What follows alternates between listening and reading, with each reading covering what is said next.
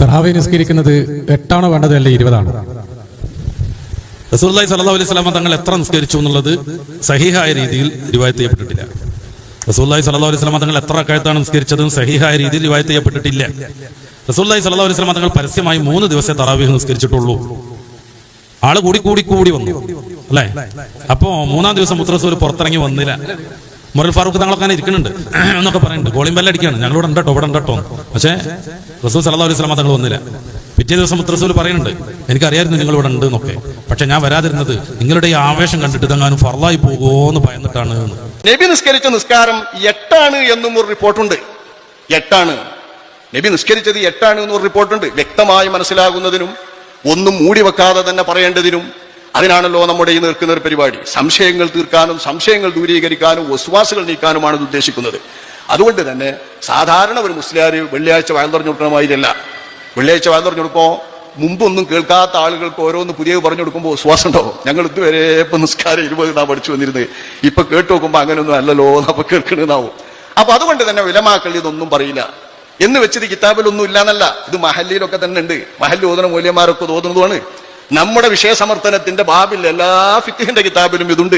മഹല്ലി ഓതി ഒരു മൂല്യേരി ഇതിന്റെ ഭിന്ന വീക്ഷണങ്ങളിലേക്ക് കടക്കാതെ മഹല്ലി ഓതാനും കഴിയില്ല. അതുകൊണ്ട് തന്നെ ഈ വീക്ഷണങ്ങൾ മഹല്ലി ഓതുന്ന മൂല്യന്മാർക്കൊക്കെ അറിയാം. 8 റക്അത്താണ് നബി സല്ലല്ലാഹു അലൈഹി വസല്ലം തങ്ങൾ ഈ 3 രാത്രികളിൽ നിസ്കരിച്ച നിസ്കാരം എന്ന വിധം ഒരു റിപ്പോർട്ട് എല്ലാവരും ഉദ്ധരിക്കാറുണ്ട്.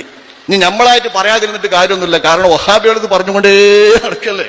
ഈ റിപ്പോർട്ടാണ് പ്രബലം, ഈ റിപ്പോർട്ടാണ് പ്രബലം, അതുകൊണ്ടൊട്ടേ ഉള്ളൂ എന്നല്ലേ പറയുന്നത്. അപ്പൊ അത് സംബന്ധിച്ച് എന്താണ് നമ്മുടെ മദ്ഹബിന്റെ നില? ഇത് വഹാബികൾ മാത്രം കണ്ട് അവർക്ക് മാത്രം കിട്ടിയതാണോ? നമ്മളെ ഇമാമിങ്ങൾക്കൊന്നും ഇത് കിട്ടിയില്ലേ?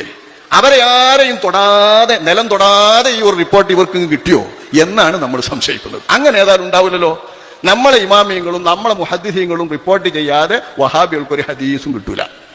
അതുകൊണ്ട് തന്നെ ഈ ഹദീസൊക്കെ നമ്മളെ ഇമാമിയങ്ങൾ വിശദീകരിച്ച് വിസ്തരിച്ച് പറഞ്ഞിട്ടുണ്ട്. ഇത് ലഭിക്കാതെ പോയതല്ല, ഇത് കാണാതെ പോയതുമല്ല.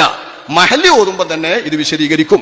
ഇമാം മഹല്ലി റളിയല്ലാഹു അൻഹു തങ്ങൾ റഹ്മഹുല്ലാഹ് പറയുന്നത്, വറബബ്നാ ഖുസൈമത വഹിബ്ബാന അൻ ജാബിർ റളിയല്ലാഹു അൻഹു അന്നഹു ഖാല സ്വല്ലാ ബിനാ റസൂലുള്ളാഹി സ്വല്ലല്ലാഹു അലൈഹി വസല്ലം ഫീ റമളാന 8 റക്അത്തിൻ സുമ്മ ഔതറ.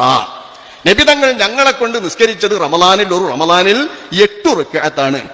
ഈ 8 റക്അത്ത് കഴിഞ്ഞിട്ട് നബി വിത്റും നിസ്കരിച്ചു. ഫലമ്മാ കാനത്തിൽ ഖാബിലത്തു ഇജ്തമഅനാ ഫിൽ മസ്ജിദി വറജൗനാ യഖ്റുജ ഇലൈനാ ഹത്താ അസ്ബഹനാ എന്നും പറഞ്ഞിട്ട് മഹാനായ ജാബിർ റളിയല്ലാഹു അൻഹുവിന്റെ ഹദീസ് ഇബ്നു ഖുസൈമയും ഇബ്നു ഹബ്ബാനും നിവേദനം ചെയ്യുന്നു. ഇബ്നു ഹിബ്ബാനും ഇബ്നു ഖുസൈമയും അവരുടെ രണ്ടുപേരുടെയും സ്വഹീഹുകളിൽ നിവേദനം ചെയ്യുന്ന ഈ ഹദീസ് സ്വഹീഹല്ല എന്ന് നമ്മൾ പറയുന്നില്ല. സ്വഹീഹായ ഹദീസ് തന്നെ സനദിന്റെ അടിസ്ഥാനത്തിൽ.